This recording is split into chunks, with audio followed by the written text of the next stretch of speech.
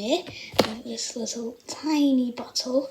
And thank you so much. In the last video you gave me so much love, and I'm going to be feeding him with the bottle I'm birthing him today, and that's going to be it for this video.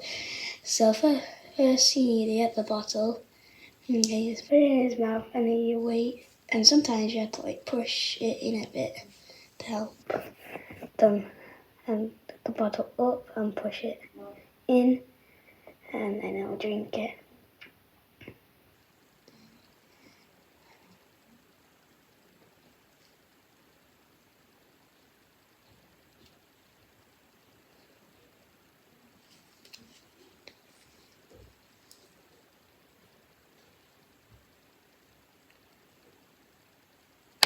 Okay, now we're going to be birthing Tommy, and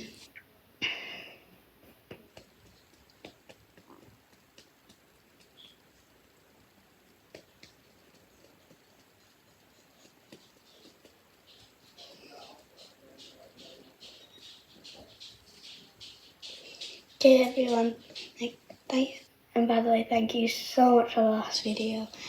I can't believe I already have 6 subscribers, which is amazing, and 13 views. Thank you so much, and now bye.